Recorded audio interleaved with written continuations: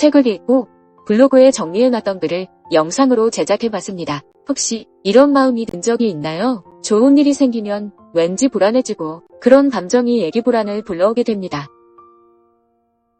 이게 계속될 리 없어. 이런 생각이 먼저 드는 경험이요. 새로운 연애가 시작되거나 꿈꾸던 직장에 합격했을 때 기쁨보다 이게 얼마나 간다고? 하는 생각이 들고 걱정이 앞서는 경우인데요. 사실 이런 마음은 생각보다 많은 분들이 경험하고 있다고 합니다. 심리학에서는 이를 행복공포증이라고 부르는데 말 그대로 행복해지는 것에 대한 두려움을 의미합니다. 오늘은 왜 우리가 행복해지는 것을 두려워하게 되는지 그 마음의 비밀을 함께 들여다보려고 합니다.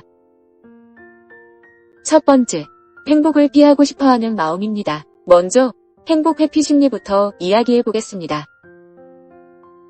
정말 행복해지면 안 될 것 같아서요. 주변에서도 종종 듣게 되는 말입니다. 이분들은 마치 행복이 자신에게 허락되지 않은 감정인 것처럼 느끼곤 합니다. 이런 마음이 생기는 데는 몇 가지 이유가 있다고 합니다. 우선 과거에 행복한 순간 바로 뒤에 큰 실망이나 상처를 경험한 경우가 많기 때문입니다. 예를 들어 어릴 때 정말 기뻤던 순간에 갑자기 가족에게 큰일이 생겼다거나 좋아하던 사람과의 관계가 갑작스럽게 끝난 경험 같은 것입니다.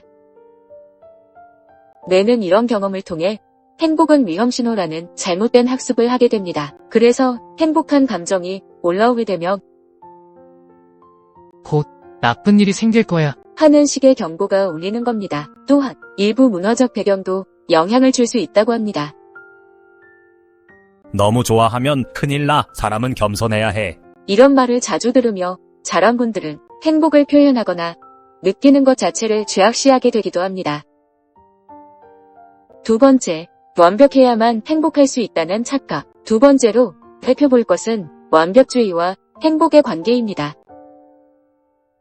완벽주의 성향을 지닌 분들의 경우 지금 상태론 행복할 자격이 없어. 이와 같은 생각을 하는 경우가 많습니다. 모든 조건이 완벽하게 갖춰져야만 비로소 행복해도 된다고 믿는 것입니다. 문제는 완벽한 상태라는 것이 현실적으로 존재하지 않는다는 점이에요. 그래서 이분들은 영원히 행복을 유예하게 되는 겁니다. 내가 살을 5kg 더 뺀다면, 연봉이 지금보다 더 오르게 되면, 내가 집을 사게 된다면, 비로소 그때야 행복해질 거라고 생각하지만 실제로 그 목표를 달성한다고 해도 또 다른 조건을 찾아내려 합니다. 완벽주의의 기저에는 실패에 대한 깊은 두려움이 자리하고 있습니다. 행복해지는 것도 일종의 성공인데 성공하면 그만큼 잃을 것도 많아지고 실패했을 때의 타격도 클 거라고 생각하는 것입니다. 그래서 이런 분들에게는 불완전한 행복도 충분히 가치 있다는 사실을 알려드리고 싶습니다. 완벽하지 않은 순간에도 우리는 충분히 기쁨을 느낄 자격이 있으니까요. 세 번째, 변화가 가져올 두려움에 대한 거부 반응. 세 번째는 변화에 대한 두려움입니다. 행복해진다는 것은 결국 지금과는 다른 감정 상태가 되는 것을 의미하기 때문입니다. 그런데 우리 뇌는 기본적으로 변화를 위험한 것으로 인식하는 경향이 있다고 합니다. 현재 상황이 아무리 불편해도 적어도 예측 가능하고 통제할 수 있다고 느끼기 때문입니다.